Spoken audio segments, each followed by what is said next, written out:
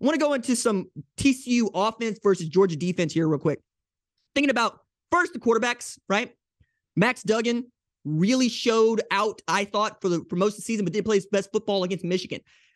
The take for me on that is he could play above average to even just okay football against one of the best teams in college football and still win.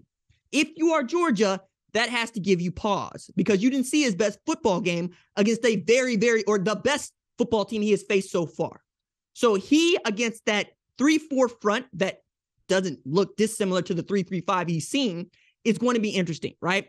You're going to try to keep him in front of you because CJ Stroud is not the best runner in the world, and yet he was a difference maker with his feet against Georgia.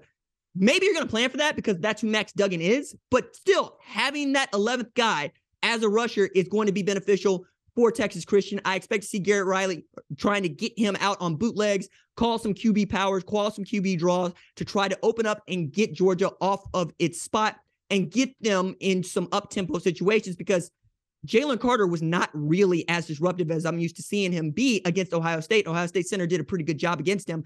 But when they got first downs, they went fast. They went quick. They went fast. They went quick, which is to say we're going to try to wear out the guys on the field. Because if you let Georgia platoon in, they're going to beat you. They're just much more bigger, stronger, faster, and have more ways to make mistakes than you do. So you're going to have to get first down. You're going to have to go quick, okay? The guy on the outside, though, that makes this most interesting for me is Quentin Johnston, okay? That's wide receiver 1. That's the best wide receiver on either one of these programs. And frankly, I think outside of Jalen Carter, the best player on the football field at 6'4", can jump up, go get the football, can outrun anybody that's chasing him.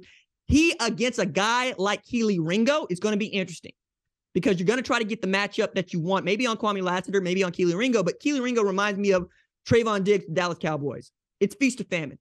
He's either going to come up and snatch the football from you and run it back, or he's going to get beat for 6 over his head.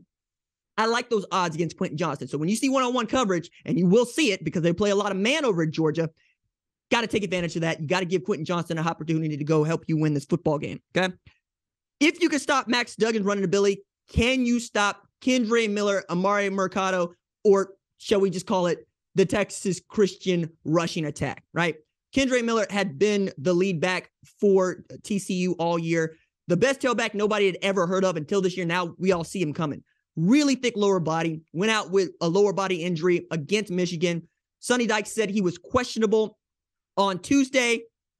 There's 8 days between now and the national championship when he said that, right? Yeah, we're looking at another 4 days before we actually got to see something. And even then, it's probably going to be a game time decision. But Amari Mercado also played really well against Michigan. So it's not as if they're going to fall off a cliff with their production. And frankly, I might want to put Amari Mercado in there more than I want to put Kendre Miller. Why? His family's down the street. That dude from Inglewood. Think about that for a second. A dude from Inglewood playing college football at Stockyards in Fort Worth, Texas. I love this sport. Perfect sport. Perfect doggone sport. So you have to be able to run the ball, though, if you are Texas Christian. You're not going to be able to just put it on Max Duggan's arm. Though, crunch time situations, say to Max Duggan, say to Quentin Johnston, go win us a football game. Now, looking at the Georgia offense versus the Texas Christian defense, this is a game that Joe Gillespie's been waiting his entire life to call. Okay? I mean that. Because that is the best offense that you're going to see. And they want to run the football on you. And it is the ultimate test of your 3-3 stack. Okay? You have to be able to fill and fill well. You've heard it probably a million times now, but I'll just say it now. They don't blitz a lot at Texas Christian. Why? Because they fill really well and they wrap up and tackle really well. The whole game is playing against teams that want to go fast and want to throw the ball and want to use your man-to-man against you. You're going to try, but if you want to run crossing routes in front of Texas Christian, they're going to jump them. D. Winters is going to jump in front of one, take one back. Bud Clark's going to jump in front of one, take one back. That's the Paycom Jim Thorpe Award winner out there on the outside, Travius Hodges and Tomlinson. They've got dudes to frustrate Stetson Bennett. And if Stetson gets antsy, just launches one up, they will go get it, and you will you'll give that ball back to Texas Christian. Just ask Michigan how that goes. Now, I don't expect Stetson to be who wins this football game. I expect it to be that three-headed tailback monster in that offensive line. They have to be able to stop Georgia running the football and force them into third and long situations. try to get off the field, because if they're able to run the ball, Stetson can do whatever he wants, because then you're actually going to be running with your back to the football as opposed to being able to keep things in front of you and stop guys like A.D. Mitchell or Brock Bowers from beating you over the top.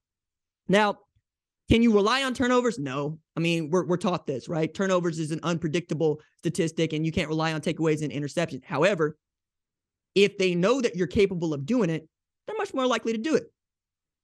Michigan, I thought, knew that they were capable of turning the ball over against Texas Christian, but when you're saying things like, I don't know what conference TCU is in, or if they run their three-man front against us, we're just going to mash on them, you're not paying attention and you're not watching film.